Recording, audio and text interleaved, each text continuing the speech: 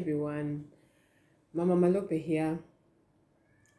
I have been in Bali for a week. I came to Bali on a work trip. I know Bali and work should not be put in the same sentence, but sometimes circumstances cause us to combine working and a little bit of rest. So it's been 1 week in Bali and it's been a great experience. I think all the things I had heard about Bali have checked out. It's amazing. It's a lovely place to be. Of course, I would have enjoyed it more if I was here just only on holiday and nothing else. But at least I've enjoyed the experience of being here. And so today, I'm packing up. I'm just packing up and putting my things together, all set to head back to Nairobi tomorrow. And while I was packing, I just had this thought about how much there's one thing as a woman that will affect your travel anytime, whether you're traveling locally or on flights, short or long flights. There's just this one thing about us, something natural about us that makes traveling something that has to be really well thought out and considered. And interestingly, this thing, you might not think much about it, but it affects your travel a great deal. What am I talking about? I'm talking about our menstrual cycles.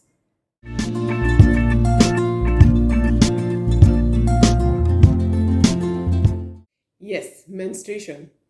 Today I'll focus on menstruation as a factor when you're traveling as a woman, and especially when you have a flight, and more specifically, long haul flights. You leave Nairobi and you're maybe traveling to Dubai, and then from Dubai, you're going to be traveling to somewhere in Asia or to the US, and you're on your period. And for a lot of women, being on your period just means that it's not going to be business as usual on that trip, on that flight. And even when you get to your destination, depending on what you're going to do at your destination, it's not business as usual.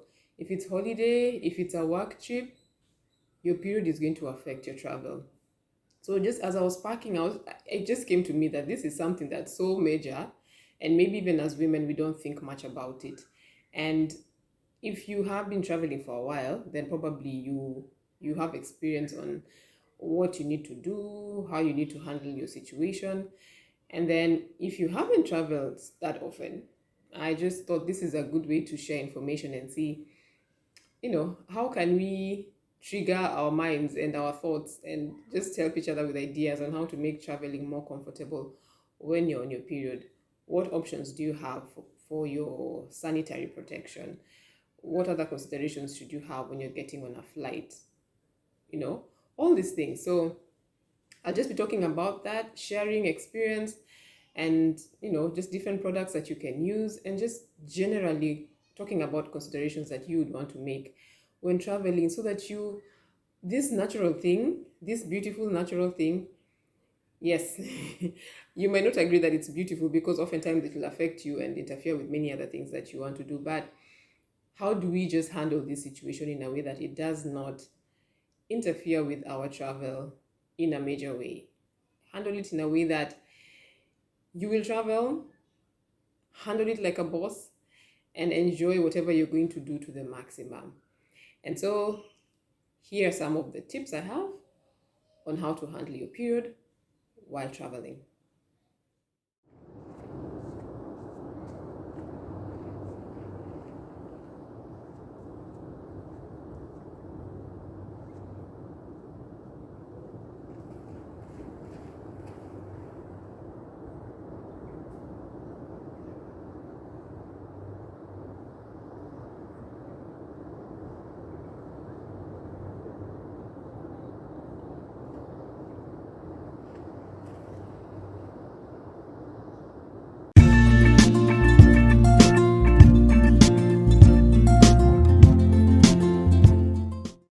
Tip number one, think about your cycle.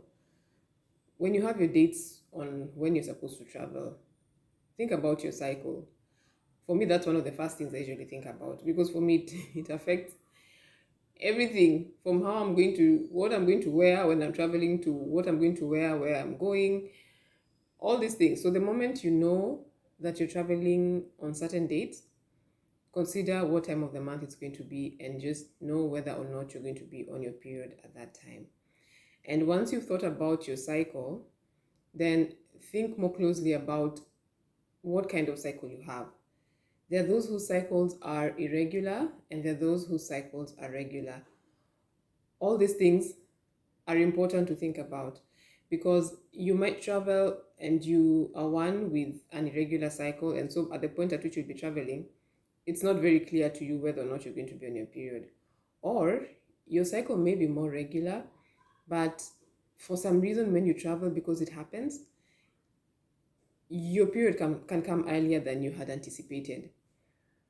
Another factor is whether you are on birth control or not. Sometimes birth control will affect your cycle, and though you may be having a regular cycle, your birth control could cause it to come earlier or later than you might be anticipating. So think closely about it the moment you have your travel dates. Tip number 2, if you are not sure whether you're going to be on your period or not, the best advice I would give or share is wear sanitary protection on your flight. Wear your pad on your flight. That way you'll be covered. At least you'll be sure that whatever happens, whether it is something that you would anticipate or not, you have comfort that you're fine. So you can make sure that if you choose to wear a pad, which is most advisable, then you make sure you have something which is not going to cause you allergies, because you're going to be sitting a lot. And the more you sit, depending on the kind of sanitary protection that you choose, there are those brands that work differently for different people, and you find that there are those that might affect you and cause you to have allergies and itchiness. So you want to travel with something that's comfortable and that you're sure, because if it's a long haul flight especially, you're going to be seated for a long time, so the contact between your skin and the pad is going to be at its maximum. So you have to be really careful about what pad you would be using on a flight like that. And even if you have your period at the time you're flying, again, I would say that a pad would be the way to go. You might want to use a tampon, because if that's what you're used to, you'd want to use it on a flight. And yes, you can. But you have to remember that tampons need to be changed more frequently. And that's going to mean that if you're on your flight, you're going to have to be standing up often to go to the washroom or to the restroom or toilet to change. And this can be inconveniencing. And sometimes you can actually forget, because you might sleep for a while and you just don't change in time. And we all know that tampons, though amazing, because they're just convenient to use, especially when you want to dress a certain way and that sort of thing, they can cause you to get sick. You can have toxic shock syndrome if you are not going to be changing your tampon as often as you should. So my advice would be, use a sanitary towel. Be careful about what kind of sanitary towel or pad that you're using when you're flying. I would say that for me, I there are many brands, and different brands work best for different people. But for me, the brand that I totally would swear by, for me as a person, and that works really well for me, is this always 100% organic cotton. I know some time back there was a lot of complaints from women about the allergies they were getting when they were using always sanitary pads, and I was one of those women. So I for the longest time did not use always. And when this product came into the market, I just said, let me give always a try again, and I have not been disappointed.